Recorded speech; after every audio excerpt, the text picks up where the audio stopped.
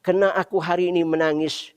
Yang aku takutkan hari ini orang masuk Islam dengan berbondong-bondong afwaja.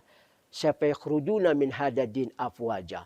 Nanti mereka akan keluar setelah kepergianku dengan berbondong-bondong juga.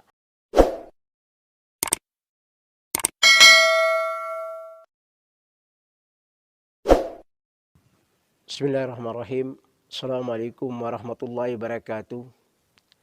Innal hamdalillah nahmaduhu nasta'inu nastaghfiruh wa na'udzu billahi min syururi anfusina wa min sayyiati a'malina. May yahdihillahu fala mudhillalahu wa may yudlil fala hadiyalah. Wa asyhadu an la ilaha illallah wahdahu la syarika lah wa asyhadu anna Muhammadan abduhu wa rasuluh. Allahumma salli ala nabina Muhammadin wa ala alihi wa sahbihi sallam wa man tabi'isa ila yauma tab'atsun amma ba'. Ikhwatul iman, ukhtul mu'minah, pemirsa yang dimuliakan Allah SWT. Alhamdulillah, kembali kita ngambil pembahasan kita nasihat Rasulullah SAW di Hajjil Wada. Kenapa Rasulullah berpesan kepada umat beliau, jangan sampai setelah kita menjadi orang yang Islam, beriman, bertakwa kepada Allah, ternyata di akhir-akhir zaman atau akhir peninggalan Rasulullah kita berubah dan kembali murtad seperti yang sebelum datangnya Rasulullah SAW. Ini Rasulullah memberikan kepada sahabatnya di dalam firman Allah Subhanahu wa taala di surat Al-Maidah. Allah Subhanahu wa taala berfirman, ba'da a'udzubillahi samii'il 'alim minasyaitonir rajim.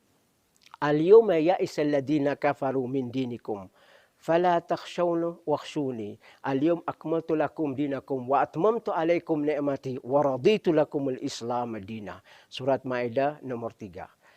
Pada hari ini Allah telah mengkomplitkan, menyempurnakan agama kita, yaitu din Islam ini telah komplit. Dalam arti kata tidak perlu lagi kita mencari pemahaman baru, ajaran baru, dan sudah datang di sisi kita.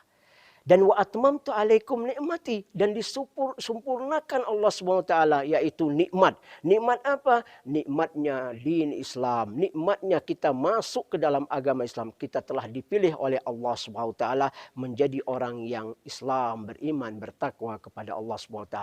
Wa raditu lakumul Islam madinah, dan Allah ridha kita masuk dalam agama yang namanya Islam, itu diridha oleh Allah SWT. Selain dari Islam, Allah enggak ridha. Kama qala Allah Ta'ala dalam surat Ali Imran, inna din indallah al-Islam. Agama yang diterima di sisi Allah adalah agama Islam. Dan kata Allah juga dalam surat Ali Imran, faman yabtaghi Islam dinan fala yuqbalu yaumil akhirah fahuwa minal khasirin. Dan ini salah satu, barang siapa nanti datang membawa selain dari agama Islam dan tidak akan diterima oleh Allah SWT, dan di hari akhirat dia termasuk orang yang rugi. Berarti agama di sisi Allah, diterima di sisi Allah adalah agama Islam. Ketika itu Nabi SAW di awsat yauman nahar atau yaumal qurban, fi awsat yauman nahar yaum tasyrik, fa Nabi SAW rafa' biyadi bisababi faqal Allahumma fashhad thalatha marrah. Allahumma fashhad, Allahumma fashhad. Qal ma antum syahidun bi. Apa yang kira-kira kalian bersaksi nanti terhadapku di hari kiamat? Qal syahid Nabi haqq. Laqad adaita amana wa nasahtu umma dan wa taba'naka ya Rasulullah. Laqad adaitu risalah wa adaitu amanah wa nasahtu ummah jazakallah khairan. Engkau telah menyampaikan kepada kami yang hak, yang benar, dan risalah ini, din Islam ini sudah engkau sampaikan secara komplit seluruh, dan sudah kami menerimanya. Dan terima kasih kepadamu, dan mudah-mudahan Allah memberikan kebaikan kepadamu. Kata Nabi SAW, sawfa syahida alaikum fil haudi, aku akan bersaksi di Telaga Kausar nanti kalian telah menerima Islam yang aku sampaikan ini. Antum li hadir balaghu anil ghaib. Kalian yang di sini sampaikan yang orang tidak di sini. Insya Allah mereka bisa menerima kebaikan din Islam ini. Turunlah surat Iza Ja'a Nasrullahi wal Fath. Turunlah surat Iza Ja'a Nasrullahi wal Fath wa ra'aitan nasa yadkhuluna fi dinillahi afwaja fasabbih bihamdi rabbika wastaghfir innahu kana tawwaba. Ayat ini turun telah datang kemenangan dari Allah SWT, yaitu waktu Fatah Mekah. engkau akan melihat orang masuk ke dalam Islam ini berbondong-bondong. Masuk ke dalam Islam berbondong-bondong. Dan ketika itu Nabi SAW menetes air mata. Sahabat dari Abdullah bin Abbas mengatakan, melihat dari ayat ini, wa ra'aitan nas yadkhuluna fi dinillahi afwaja, laqad qarabta ni'al. Fa innahu sayuqbadu fi hadil am. Mufrad Imam Ahmad. Sungguhnya sudah dekat datang kematian Rasulullah SAW. Akan pergi. Ajal, kata ketika Umar bin Khattab menanya ke Rasulullah. Ajal, sudah dekat kedatangan kepergian saya. Nah, maka kata Sirah bin Hisam, 81 hari beliau pulang dan beliau meninggal. Nah, dalam arti kata, kenapa engkau menangis ya Rasulullah? Karena aku hari ini menangis. Yang aku takutkan hari ini, orang masuk Islam dengan berbondong-bondong afwaja. Siapa yakhrujuna min hadadin afwaja. Nanti mereka akan keluar setelah kepergianku dengan berbondong-bondong juga. Dari Jabir bin Abdullah, dari sahabat Nabi meriwayatkan ketika ayat ini turun, Nabi SAW nangis di Hajjul Wada, menetes air mata dengan menyampaikan kepada sahabat-sahabatnya. Masa kita akan keluar dari Islam kalau kalian tidak? Oke, fatakfuruna billah wa antum tutla ayatillah wa rasuluh bainakum. Bagaimana kalian bisa keluar dari Islam sedangkan kalian membaca ayatillah? Kalau kalian hari ini kalian baina dhuhuri, kalian bersamaku, tetapi yang akan aku takut nanti akan datang setelah kepergianku, ana laisa baina dhuhurim. Hal hum yaqra'u Qur'an amla. Apakah mereka mendengar Al-Quran atau tidak? Dan ini yang ditakutkan Nabi SAW. Turunlah surat Furqan. Wa qala rasul ya Rabbi inna qaumi takhadu hada Qur'ana mahjura. Ya Rabbku, kaumku mengambil Al-Quran ini sebagai acuh tidak acuh atau diperolok-olokkan. Ini kata liman. Ini sudah zaman yang kita datang di sisi kita sekarang ini. Banyak orang jauh dari Al-Quran, jauh dari membaca Al-Quran, sehingga mereka tidak paham. Ini yang ditakutkan Nabi SAW. Hari ini masuk Islam dengan berbondong-bondong, besok mereka akan keluar dari Islam juga dengan berbondong-bondong, dikedakan mereka meninggal membaca Al-Quran. Nabi SAW memberikan nasihat kepada sahabatnya.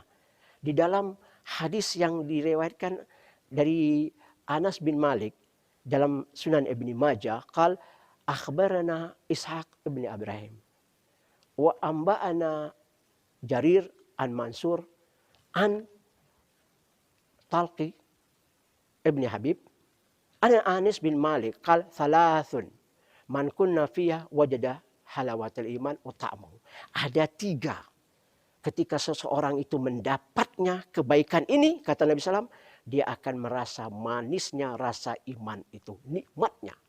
Yang pertama, an yakuna hubballah azza wa jal wa rasuli mimma siwa ilaih.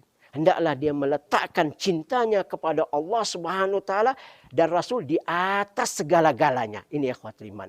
Hari ini kita melihat banyak orang mempelecehkan Allah, mempelecehkan Al-Quran, mempelecehkan Nabi SAW. Sementara kita mendengar, kita melihat, kita ketawa-ketawa saja. Kita diam-diam saja. Gimana kita mengatakan kita cinta kepada Allah dan cinta kepada Rasul. Sementara Islam diganggu, Allah dihina, Quran dihina, dan Nabi kita juga ikut dihina. Terus kita diam-diam saja.